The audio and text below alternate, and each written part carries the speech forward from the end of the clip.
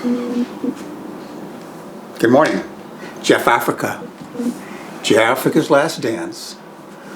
We're demagnetizing this mind. We're magnetizing the heart. And we're falling into that heart and living a whole brand new life. Here's a little something I've been doing recently. Very recently. Like yesterday. I am cleansed and disconnected from anything that may drain me. I am cleansed and disconnected from anything that may drain me. I am shielded from any energy that doesn't serve me. I am shielded from any energy that doesn't serve me. I reprogram my subconscious to release the tension and receive my new gifts from the universe. I am open to all my gifts and true magic. I am open to all my gifts and true magic. And I am open to spread this light for the benefit of the collective consciousness. Thank you, thank you, thank you. I am open to all of my gifts and true magic. That's such a wonderful thing to behold. The idea that we have this magic and that we live in a magical world, for we do. And that's why Harry Potter took off the way it did. We all want to believe that we live in there's some other world than this scientific left brain, logical, proven world, materialistic world. We all want to believe that there's something more than this, because this isn't exciting enough. The idea that we have magic within us, the idea that we can live a magical life, is extremely alluring. And we all long for something more than what is being presented to us in this 3D materialistic world. Okay? And that's what part of this process of mine is all about, to discover the magic within and without, to become a fully illumined being in ecstasy. Okay, a fully illumined being in ecstasy, allowing the divine to pour through our open hearts and inner flame out into the world, and blessing everybody who comes in contact with us with this divine will and divine energy, and making this place, making this life a magical life out of our heads. Remember, demagnetizing that mind. 90% of the things that go through our heads are essentially useless. Truly, unless as we get more and more developed. That's not true of me. That's not true of a lot of us. But as we get more and more developed, that is what happens, is we begin to drop that mental activity and slowly demagnetize that mind. Get out of the ideological bents and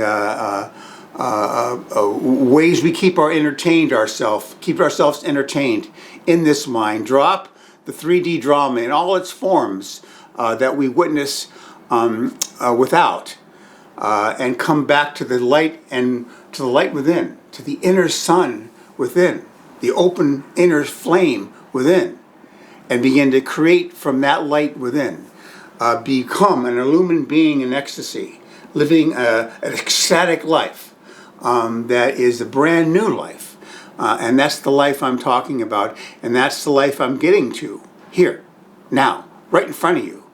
And I'm not there yet, but I'm getting to it, and you're going to know it when I get there. Okay, I'm going to have a different way about me, and it's going to be apparent to you, and let's just see if that holds true. Okay? When I listen to the things I listen to, I heard this in more than once. Some of the beings that are around this planet right now coaching us in this ascension process have said more than once, look, we could tell you more stuff. We could say more things. But what the main thing we want to let you know and to tell you is turn to the light within. Turn to your own inner light.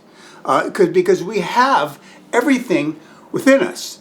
And to access that inner knowingness, that inner knowledge, that our own inner light, our own soul complex, our own higher self, the divine within us, we have the answers within us, and it would be greatest, rather than go looking outside ourselves for the answer is to turn within and to know that we have the answers within us. And that's the magic, sort of. That's the magic we're talking about. So in that case, I'll see you later. No. That is the most important thing we can do. But we do like to have outward pointers, and that's what I'm representing here, an example of expression that we all can take and to have us turn inward and beginning to seek the answers in our own inner light. We all are a child of God with unlimited potential. We have God within us. So that is the most important movement we can make, okay, is that movement, inner movement to the stillness within, and begin to operate from that stillness. Nothing is more valuable than that. And that's something we all have to keep in mind, okay, as we move through this and as I expound, and how anybody else really expounds in these videos, that you have it all within you, okay? Always remember that, and that's why meditation is so important. That's what it leads you to, the inner stillness and your inner knowingness, and then you begin to operate from that inner knowingness as the 3D world begins to drop away. Okay, we want the 3D reality, which is nothing but a shit show. Let's be honest. That's the lesson of 3D Earth, the most difficult school in the universe. And if we're here now, we're all courageous people, no matter how we've been mutilated by this 3D world, like I was, and like some I know are. We all are very courageous to be here right now. We want to express and help this process move forward. We want to help Mother Earth pull herself up out of that 3D rigmarole and to rid herself of the brutality that she has been subjected to in many different ways. And we are birthing a brand new planet of light with expediency here. And that's why we're all here. And we can all pat ourselves on the back for even being here. We're lucky to be allowed to be here. You know, we're lucky we are allowed to let in. There's a lot of beings that were rejected, that we were chosen. The ones here, the ones you I'm talking to right now, we were chosen to be here. And we have to appreciate that and relish every moment of it, even the difficulty. Okay, really, we got to learn how to relish the difficulty. Okay, we're brushing up here on the idea of humility. Okay, my last statement was, how do we get there? How do we get to humility? Well, I'm telling you what a wonderful place it is, but how do we really get there? We get there in the same way that we get to the heart and get to open that heart. It's all a package. The heart, movement to the heart, movement to love within the heart, and movement to the divine within the heart. That's what gets you. That's what's going to yield humility. Okay, it's like a package deal. Okay, it's all it's all intertwined. Okay, so all this movement to the heart, what I've been preaching for so long, is the movement to humility also, okay? And that's how we get there through all the things I've been saying. Go back and see some of the videos, the ones that seem to resonate with you, to understand how we get to humility, an activated humility, living the energy and state of humility, which is a fearless state. And it's a powerful state. I want to get through this idea that humility, I'm a humble person, I'm a meek person, and humility is a powerful, powerful tool and a powerful state to be in. You're fearless when you're in humility. You're reaching out when you're in humility, and you're not afraid like we are in our ego-driven minds. Okay, it's part of this new life. Is the humility and the fearlessness that humility represents. Jesus, according to the 9 letters of Jesus Christ, he was a handful in his teen and early 20s. He was uncontrollable. He admitted it, and he had his fierce opinions and very opinionated, and he was not particularly a humble person. Once he came out of his 6 weeks in the desert, he had acquired humility then. Okay, then he was a humble human being, although sometimes he didn't act very humbly, tearing up the money, he was still, that he learned humility in the desert. He had it then coming out. But he wasn't particularly humble early on. He was very forceful, very opinionated, and we all go through that stage. And, there you go. So it's a total resonance package: humility, divine, love. Okay, and that's all found in the heart. None of it is found in the mind. We use the mind, but we don't live in the mind anymore. Okay, we use it as a tool, and it's a powerful tool, and it is a good tool. But we don't live in the mind anymore. We don't process life through the mind anymore. We process life through the heart. Okay, slowing things down. What I've been saying before, always slow it all down. Okay, that's what almost automatically yields a sense of humility. As you slow things down, it takes you out of that time track and into the more ever-present now as you relax and fall back into the present moment. Each and every movement in love and in joy. Ever the sharp eye to slow it all down, creating inner space so the universe can come to you, work through you, living your life for you in a way, as you. Living your life for you as you. Okay. So slowing things down continually. And when you think you've got them slow enough, slow them down further. Slowing things down is when you're going to find love, the divine, and humility. You're going to find it in the slowing it down and taking one step at a time. Rushing, we all do. We think that I got purposeful life. I'm rushing. I got my time filled. I'm doing everything. I barely have time. And when no. But sometimes that's necessary. But no. Slowing it down. That's where it's at. That's what we're looking for. Okay. That's a good practice. It's a good meditation practice to be very, very deliberate in this slowness and be very, very conscious in the eternal now moment. Okay, that's what yields the energy, the state of humility. You got that? Developing humility is like the opposite of self-importance. Okay? Humility is going the other way. Okay, when we come in contact with our sense of insignificance and smallness and unworthiness, we create the self-important persona. Okay, that's what that's all about. That's our egoic counter. It assures us, let me do this. Okay, we're going to create an importance about yourself and a persona that's going to be impressive. And we're going to impress everybody with this persona that you've created as a cover for your own personal insignificance, smallness, unworthiness, discontent, unwholeness, that's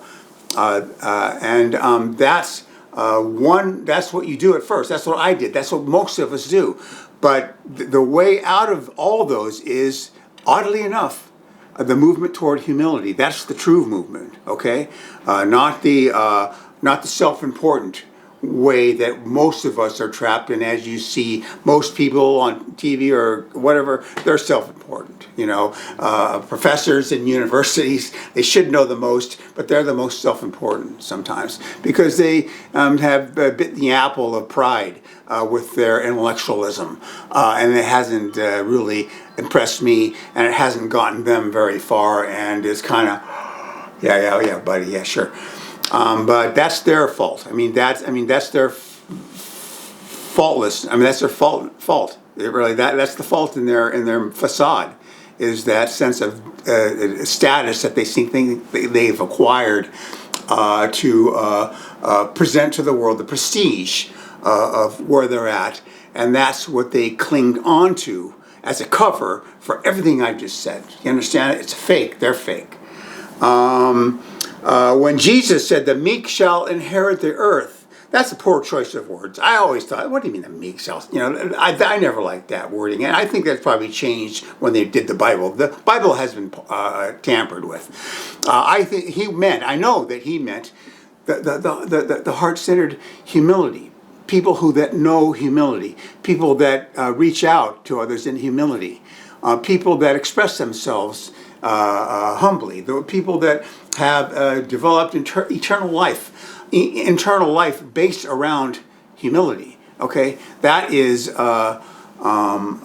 what he was talking about. Okay, we will. People that understand unity, that people that want to work with others and not lord it over them or be more better than them or superior to them. Okay, that's the other thing with intellectuals. They feel superior, intellectual. And little do they know, the guy walking down the street, the humble guy walking down the street, if there's anybody who's superior to anybody, it's that humble. I've seen some certain Latinos that I've worked with that had a certain humility to them that was so impressive.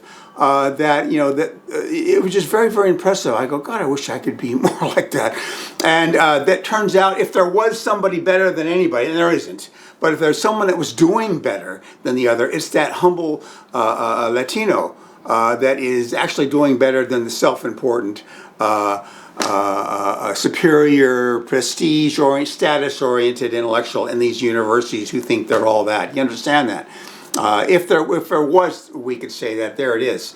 But like I say, we want to get away from this idea that humility isn't dynamic. Humility is extremely dynamic because it has you fearless. Okay, and in that sense, it's dynamic. All the grand ladies we have, spiritual persona ladies we have in history. Mother Mary being one. I don't know if the Virgin Mary and Mother Mary are the same person. I guess they would have to be, but Lady Nada, all these great ladies that we, some ladies out of India that I have read of. One of their chief characteristics is their deep, spiritual, divine humility. Okay, Mother Mary, humility.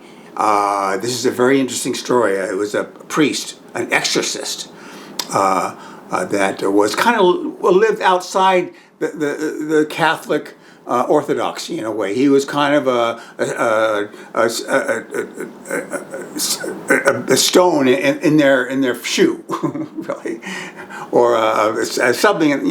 He was like a stone in their shoe. But he was an exorcist, and he did have some honest to God real experiences. However you think about that, I know I was long to come. The movie The Exorcist. You think what a fantasy it is, but there are cases where that is true. And he was taking this dark entity out of this young girl at some point. And this has happened more than once. That he has to go and yank out this dark entity. Let's just call him Satan, or it was a representative of Satan, or on Satan's side, however you want to call it. And he has kind of conversed with him before finally ejecting him, getting him out of there. And what he picked up from this entity and what he understood was this demonic entity that was in him hated Mother Mary and hated her significant humility. Okay, and she's so full of humility, because he's never going to be able to beat Mother Mary's humility. Mother Mary's humility trumps all the power that Satan has, and it's significant. Okay, Satan's no slouch. Let's be honest about that.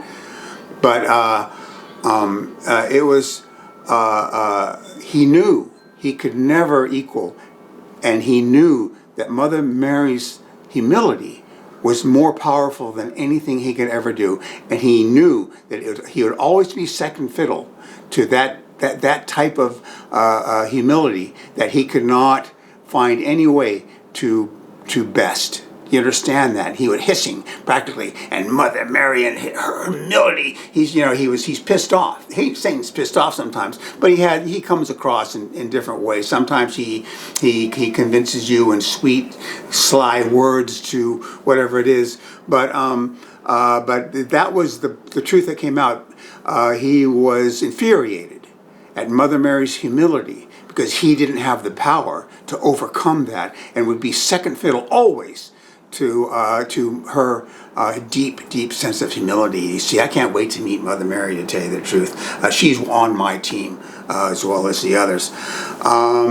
So that's something to consider. Zen masters, martial arts, they teach humility. You know, the like David Carradine Kung Fu, that show in the 70s or whatever. And you see examples of Zen masters. They have humility. They teach humility. They're taught, you know, some the kung fu or the martial arts characters are taught some, you know, danger. You know, you don't want to give that to anybody. So they teach everybody. So they teach humility to make sure that they stay on the right side of things. And they have that sense of humility. You know, these characters. Kung Fu characters we've seen, that's a source of power, as they had faced off, you know, loudmouth, aggressive Americans that are ignorant, you know, that whole scenario. They have that sense of humility. You got that? If someone took a wand and waved it over Congress right now, and just it was a magical wave, and all of a sudden it gave all the members of Congress humility, we would start getting things done. We would stop being at loggerheads, you know, because certain things are going to fall away, and certain things are going to come to the forth in humility. And what's going to come to the forth in humility is, look, let's stop bickering. Let's find a way to get something done for our people. Okay? And let's stop, you know, ideologically bickering. Let's come together and let's get things done through compromise. We're not all right. You're not all right. We're not all wrong. You're not all wrong. There is movement here. There is opportunity for movement towards solutions. Become solutions that work. Okay? It's not that these solutions come from whatever particular ideology you inhabit. The solutions come from something that works. Does this work or doesn't it work? Okay? If it works, let's step further into it. If we find out what we did doesn't work, let's step away from it and try something else. Let's eliminate it and try something else. Okay? Because what's wrong with some of the parties we have going on in this country politically? Even if something they do, something that doesn't work, they cling to it. You know, because they're prideful, because they're arrogant, and they think because they came up with it, it has to work. And if they admit that it doesn't work, it's something against them. Okay, so that's what we need in this country. You know, and I'm telling you, it would start moving right away. That's how powerful humility is. You got that? Humility breeds sincerity and earnestness. That's what's missing in this world. How many times, it's starting to rain right now, cool. How many times do we run into people with true sincerity and true earnestness? It's a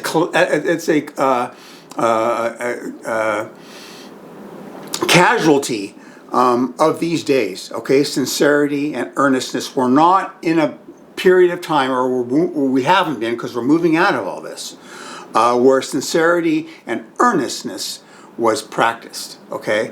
And that is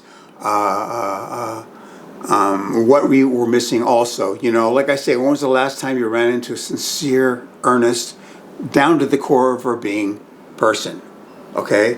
That's an offshoot. Sincerity, earnestness is a offshoot of true humility, okay, where we all really want us to go. When you're in humility, you refuse to defend yourself. Okay, trying to always defend yourself is a losing spiritual argument. Okay, the more spiritual you get, the more loving you get, the more divine qualities you inhabit, and the more humility that you have. You no longer defend yourself. You don't feel like you have to defend yourself. Yeah, fine. You want to think that way? Fine. You know, go ahead. Knock yourself out. But you're not going to play that game anymore. Defenselessness and humility, both, are extremely valuable commodities. And this is what we're all going to be moving toward as we move. It promotes unity as we move toward a more unity, a whole humanity in a love-based unity consciousness. Okay, so refusing to defend yourself is extremely positive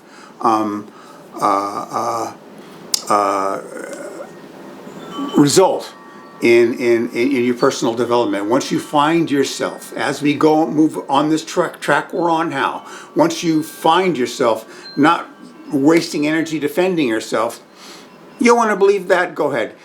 My name is Jeff Africa. This is who I am, and I have nothing to hide. This is who I am, and I have nothing to hide. Okay, there you go, right then and there. Jeff Africa, Jeff Africa's Last Dance. The channel we're getting from the head to the heart. I am a citizen of Earth, a loyal patriot of the United States of America, and I stand unafraid. That one line there is going to be very important because we're going to hit some rocky turbulence here coming very, very soon. I stand unafraid. And actually, when it happens, it's going to be a reason for joy, because that means the process is moving forward.